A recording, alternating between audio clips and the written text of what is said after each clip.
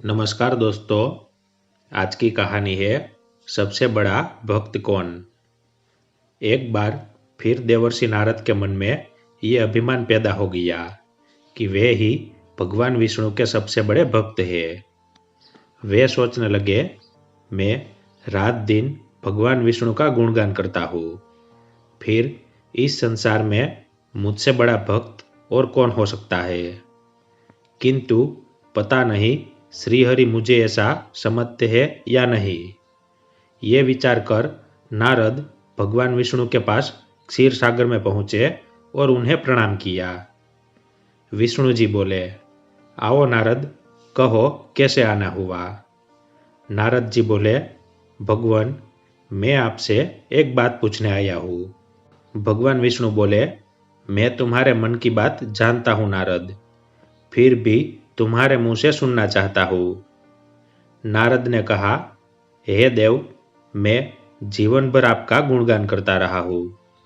पल पल हर क्षण मुझे बस आपका ही ध्यान रहता है। आप मुझे ये बताइए कि क्या मुझसे भी बड़ा आपका कोई अन्य भक्त है इस संसार में। भगवान विष्णु समझ तो पहले ही गए थे कि नारद को अपनी भक्ति पर अभिमान पैदा हो गया है, किंतु अपने मन की बात छुपाकर वे बोले, नारद, इस प्रश्न के लिए तो तुम्हें मेरे साथ मृत्युलोक चलना पड़ेगा। नारद बोले, ठीक है भगवान, मैं मृत्युलोक चलने के लिए तैयार हूँ। भगवान विष्णु नारद जी को लेकर मृत्युलोक चल पड़े।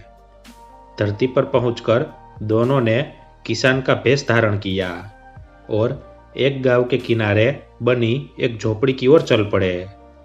विष्णु जी बोले, नारद, मेरा एक बहुत बड़ा भक्त यहाँ इस कुटिया में रहता है। आश्चर्य है, क्या मुझसे बढ़कर भी किसी की भक्ति हो सकती है। नारद के मुख से निकला, क्या वो भी मेरी तरह आपका ध्यान लगाए रहता है। आओ स्वयं ही जान लोगे, विष्णु जी ने कहा और उस कुटिया की ओर बढ़ गए। किसान उस समय कुटिया के बाहर अपनी गाय को बांध रहा था। उसके मुख से हरि हरि गोविंद का स्वर निकल रहा था। किसान भेषधारी विष्णु जी ने उसके निकट जाकर नारायण नारायण कहा तो किसान ने विनीत स्वर में पूछा, आप कहाँ से आए हैं भद्र, मेरे लिए कोई सेवा हो तो निसंकोच बताइए। किसान वेशधारी भगवान विष्णु ने कहा, हम नगर जा रहे हैं, पर अंधेरा घिरने लगा है। वन में जंगली पशुओं का डर है, इसलिए रात भर आश्रय चाहते हैं। किसान ने प्रसन्न भाव से कहा, मेरी कुटिया में आपका स्वागत है और जो रखा सूखा घर में है आपके लिए हाजिर है। भगवान ने मुझे आप लोगों की सेवा करने का अवसर दिया है, बड़ी कृपा हुई उनकी। बाहर दालान में एक खटिया पर दोनों को बिठाकर किसान अंदर गया और अपनी पत्नी से कहा, देवी, दो अतिथि आए हैं। किसान की पत्नी उस समय अपने बच्चों को भोजन परोस रही थी। धीरे से आटे का बर्तन दिखाती हुई बोली, घर में इतना शाही आटा है और ये बच्चे और भोजन मांग रहे हैं। किसान बोला, कोई बात नहीं, हम अतिथियों को भरपेट भोजन कराएंगे। तुम बच्चों को आज कांजी बनाकर पिला देना। नारद और भगवान विष्णु ने उन दोनों का सारा वार्तालाप सुना, फिर भी परीक्षा के लिए भोजन की थाली पर बैठ गए। जब दोनों भरपेट भोजन कर चुके तो नारद सोचने लगे, ये सीधा साधा गृहस्थ भगवान का सबसे बड़ा भक्त कैसे हो सकता है। उधर श्रीहरि ने किसान से और भोजन लाने की फरमाइश कर दी। बोले, मेरा पेट अभी नहीं भरा, क्या और भोजन मिलेगा।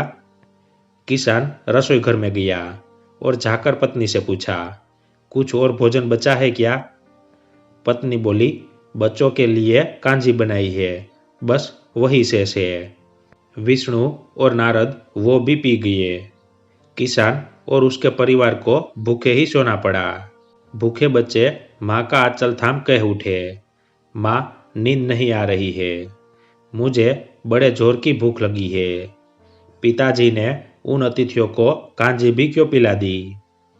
किसान ने बच्चे के सर पर हाथ फेरते हुए कहा, अतिथि को भोजन कराना स्वयं विष्णु भगवान को भोग लगाने के समान है बेटा। बाहर दालान में दोनों अतिथि अलग अलग बिस्तरों पर लेटे हुए थे। भगवान विष्णु ने कहा, तुमने सुना नारद, किसान और उसके परिवार को भोजन नहीं मिला, फिर भी वो मेरे गुण गाए रहे हैं। ये तो कुछ भी नहीं है। मैंने तो कई कई दिनों तक भूखे रहकर आपका स्मरण किया है। अगले दिन सुबह उन्होंने देखा, किसान भगवान विष्णु की मूर्ति के सामने कह रहा था, गोविंद हरि हरि, तुम सदा मेरे मन में बसे रहो, बस मुझे कुछ और नहीं चाहिए।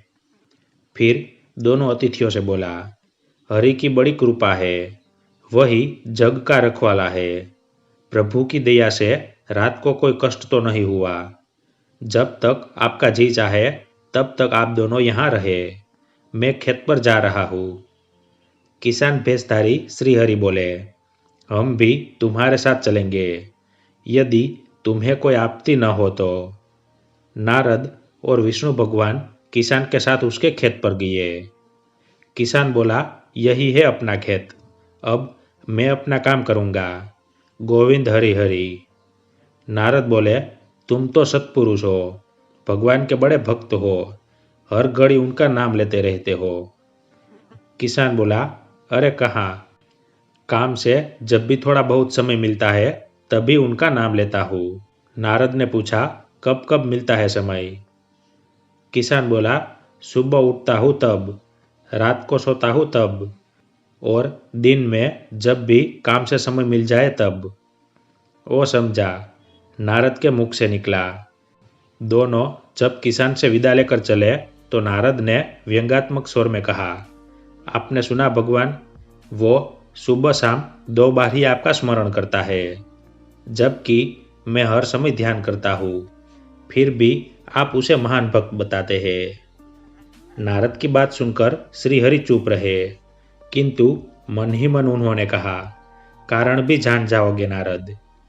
विष्णु ने एक कलश को तेल से लबालब भरकर नारद को दे दिया और बोले, नारद, इसे अपने सिर पर रखकर बिना हाथ लगाए सामने वाली पहाड़ी तक ले चलो। ध्यान रहे, इस कलश में रखे तेल की एक बूंद भी जमीन पर गिरने न पाए। नारद बोले, ये कार्य सहज तो नहीं है। ये कहकर नारद ने कलश सिर पर रख लिया और पहाड़ी की ओर चल दिए। नारद पहाड़ी तक गए और लौट आए। विष्णु बोले, लौट आए नारद, ठीक है, अब ये बताओ कि इतनी दूर जाने और आने में तुमने कितनी बार मेरा स्मरण किया है? नारद बोले, एक बार भी नहीं भगवान।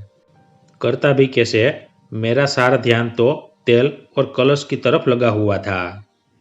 श्रीहरि बोले, तब तुम ही सोचो, वो किसान दिन भर कठिन परिश्रम करता है, फिर भी 2-4 बार मेरा स्मरण जरूर करता है, और तुम एक बार भी मेरा स्मरण नहीं कर पाए।